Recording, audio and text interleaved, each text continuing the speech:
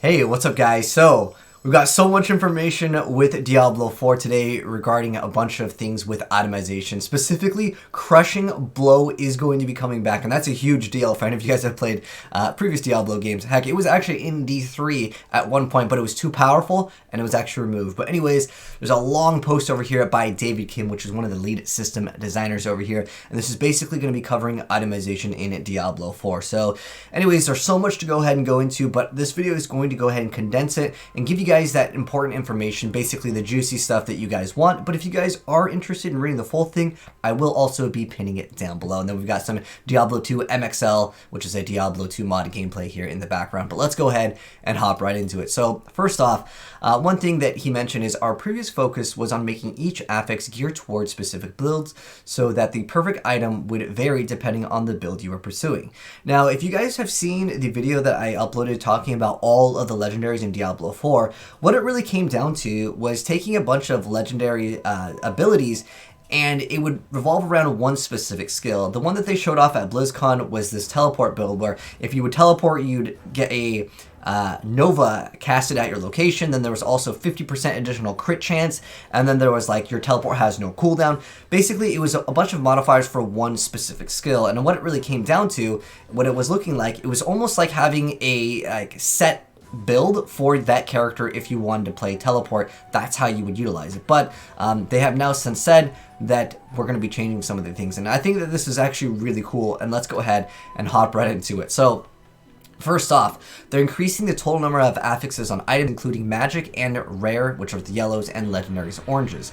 And this should raise the overall importance of non-legendary affixes on your character's overall level of power. So they're adding 3 new stats into the game. So one of them is called Angelic Power, and that's going to be increasing the duration of all beneficial effects like self buffs or healing. So this is going to be something I would say more so defensive. And then we have Demonic Power, which increases the duration of all negative effects like debuffs or damage over time. And then we have the Ancestral Power, which increases the chance of on-hit effects, aka increased proc chance.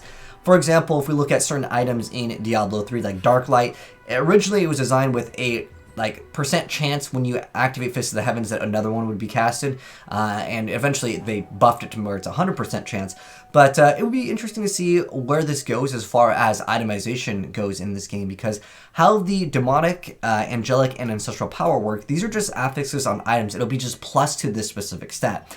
And I do want to go ahead and dig a little bit deeper into this, because I'm interested to see if you're able to just go ahead and slam max angelic power, max demonic power, max ancestral power, so you can equip all the things that require it as a requirement to actually equip the item. And I'll get into that in a second, because I think it'd be interesting to have the player actually required to be focused in on one specific one versus just slam everything into everything and you're good to go just as long as you can equip your gear. So here are some items that actually have this new gameplay mechanic here. So for example, we see the Swift Furline Boots of Speed. So it says plus 15 angelic power, but then it also requires you to have demonic power, but it's giving you angelic power. And that does require you to have certain amount of demonic power in order for it to be utilized. Now, one thing to mention, you can still equip the item, but you won't get that +1 rank to devastation. So that will be interesting again to balance. Another thing I do want to mention, with the +25 to cold resistance, that requires angelic power, which the item gives you as a base. And I'm also wondering if they're going to bring resistances back to where it was in like Diablo 2, where you wouldn't just have everyone would just keep on slamming to all resistances, right? Where now we have more of a finite, maybe there's a max cap like 75, or you can increase it to maximum set elemental resistances or something like that. But that's the first time I've seen it here, so we'll have to wait and see where that goes, if it's just going to be end up like D3 where it's a flat number versus D2 which is like a percentage here.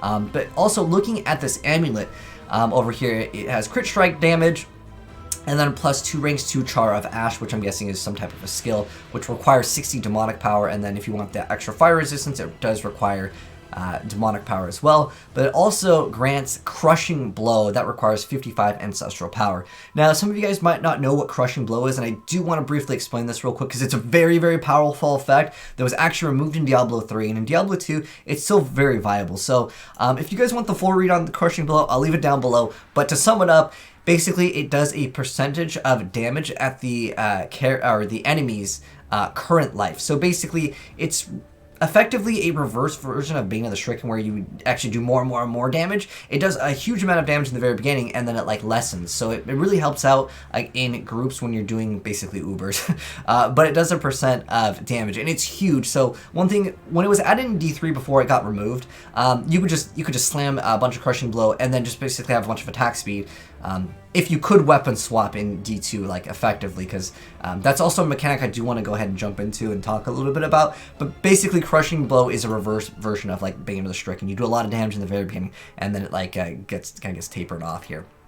But in addition to that, this is something that with this whole new system, he says, we think this system helps keeps items approachable even if you make optimal itemization decisions. You may be weaker, but doing so won't completely break your character, which is something I briefly wanted to go ahead and kind of discuss.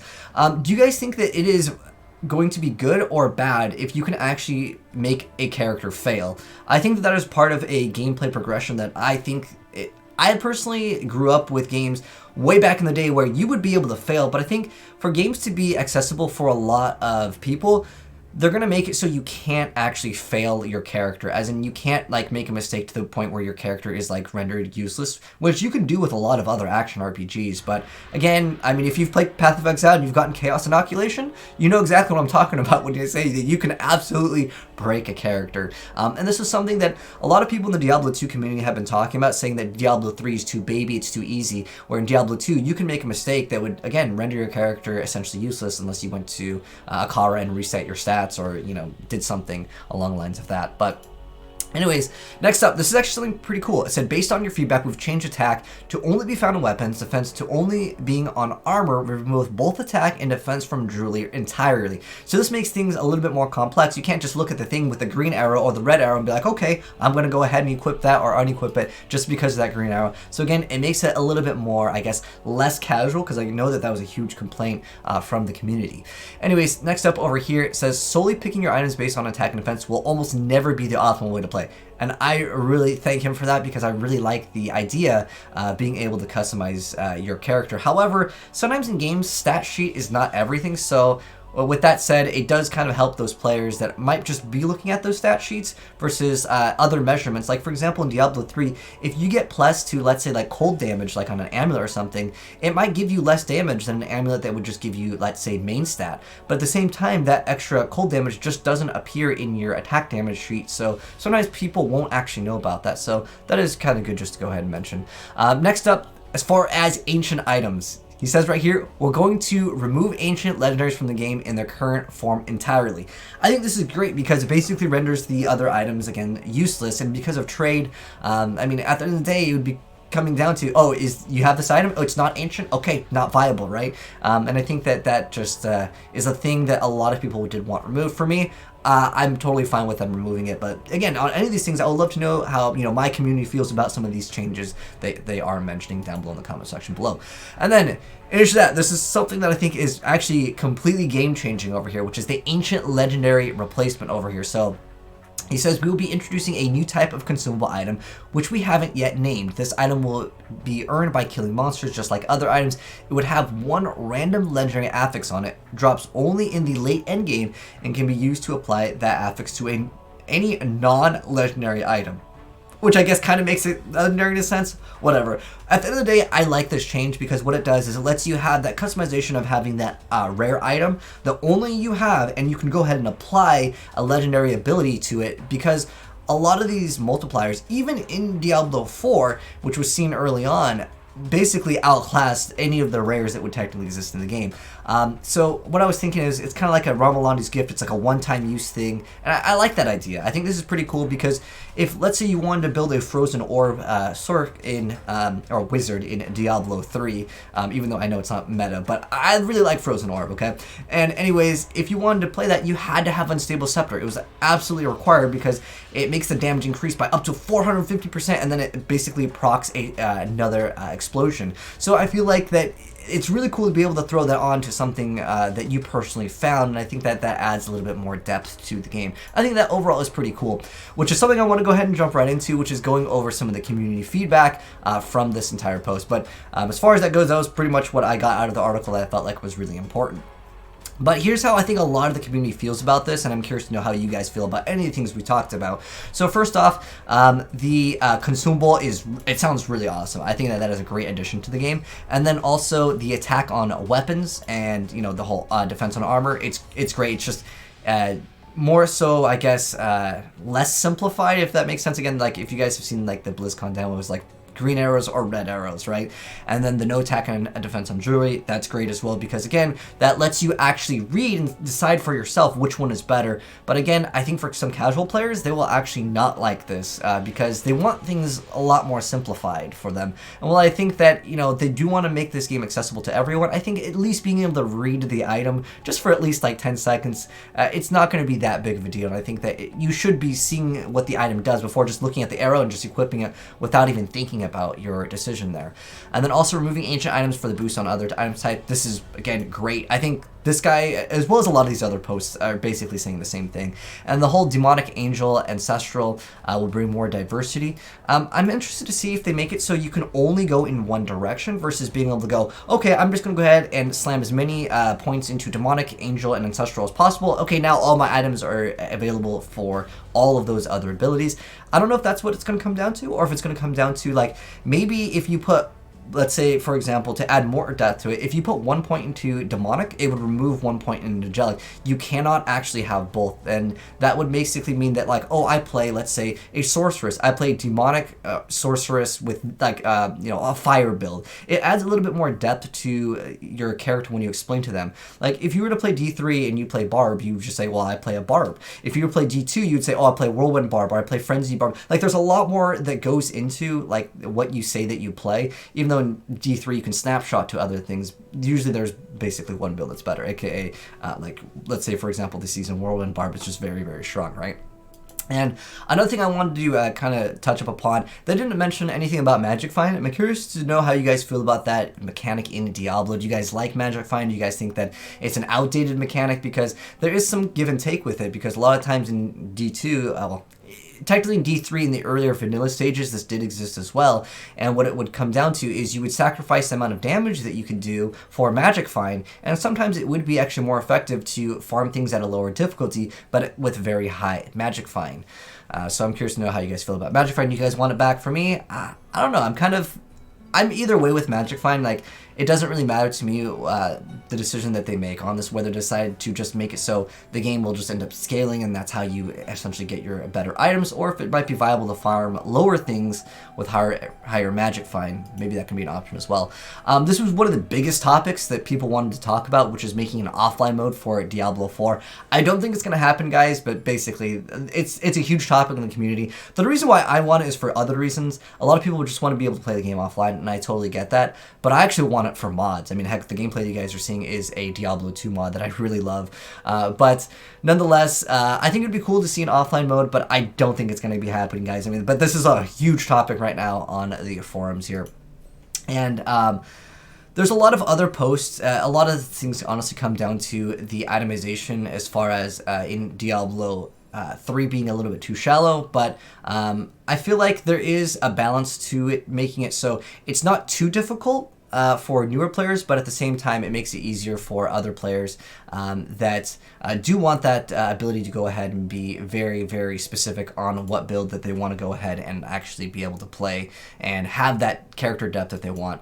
Another thing I wanted to mention that I thought was really cool that Diablo 2 added, that I would love to see make a return, is being able to weapon swap. That would be a really cool mechanic. I'm not talking about snapshotting as in, like, basically what would happen with Magic Find sometimes, or other things, is people would basically have items in their inventory and they would snapshot and equip them all real quick before killing a boss, and then they'd have all that Magic Find, right? But I think having the ability to weapon swap would be pretty cool. You can have different builds, whether you want to go ahead and add more items to the game, because if you have a weapon swap, that definitely adds a little bit more depth to the game, and that's something that I really enjoyed with Diablo 2. You would have these weapons you would go ahead and cast basically your call to arms before going in, and then you would swap to another build essentially because it would benefit you more. I think it's a cool idea, and I think it should be revisited in Diablo 4. I think that would be kind of cool. Another thing I did want to mention, as far as it goes, is charms. I think it would be cool. Let me know how you guys feel about charms making a return in Diablo 4. Well, it does technically clutter your inventory, make it so you can't have as many items to be picked up. It does offer that idea of risk and reward. You have no inventory space, but of course, now that you have a bunch of different buffs, that is kind of nice.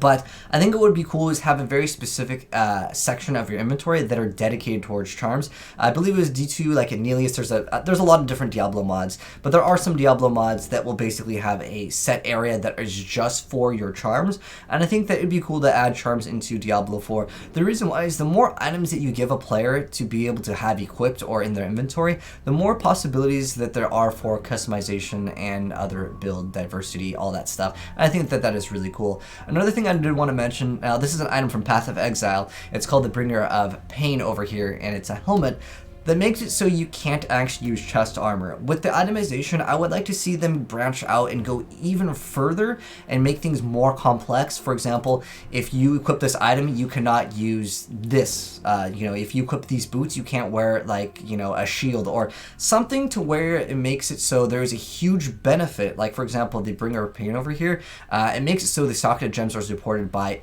other things. So you basically have other multipliers and other things that are going to increase the stats, but at the cost of not being able to wear chest armor. That's a huge give and take, and I would really like for Diablo 4 to be able to incorporate things that are absolutely game changing, right?